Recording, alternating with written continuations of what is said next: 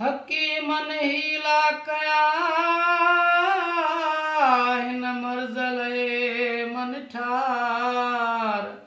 हकीमन हीला कया हिन मर्ज़ले मन ठार। कोन छुटंदो कंहिंखां इहो इश्क जो आज़ार। कोन छुटंदो कंहिंखां इहो इश्क जो आज़ार।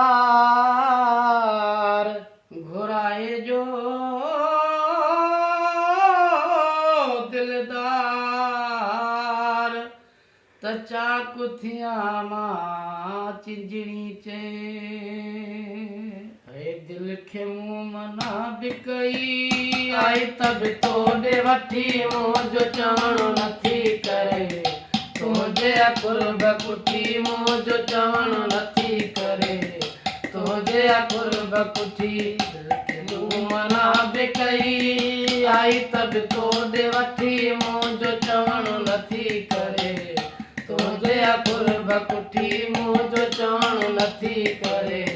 तुंहिंजे कुर्ब कुठी बेवस दिल जे हथां बेवस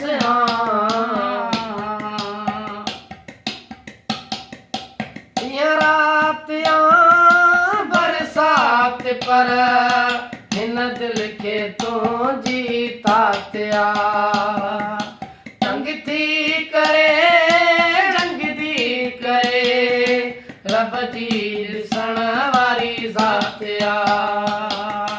वात में थसवाई तुंहिंजी नथी करे माफ़ी मुठी मुंहिंजो चवणो नथी करे।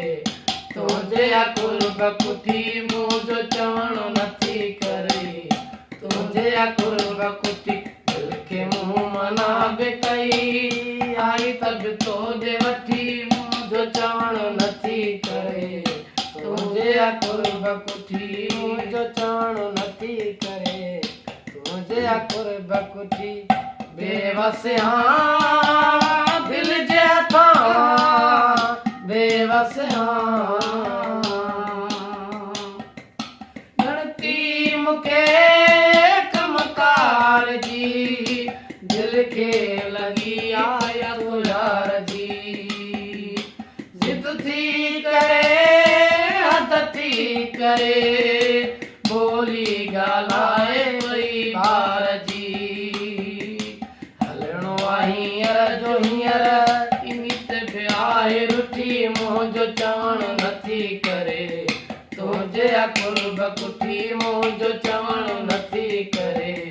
तुंहिंजे कुर्ब कुठी दिल खे मूं मना बि कई आई त बि तोॾे वठी मुंहिंजो चवणो नथी करे। तुंहिंजे कुर्ब कुठी मुंहिंजो चवणो नथी करे। तुंहिंजे कुर्ब कुठी बेवस दिल जे हथां बेवस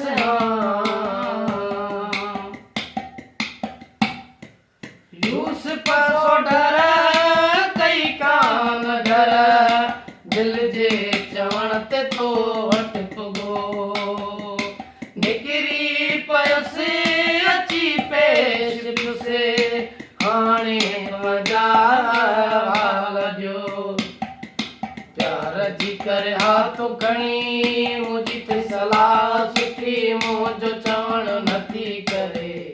तुंहिंजे कुर्ब कुठी मुंहिंजो चवणो नथी करे।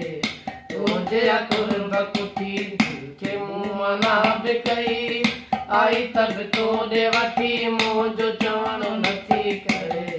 तुंहिंजे कुर्ब कुठी मुंहिंजो चवणो नथी करे।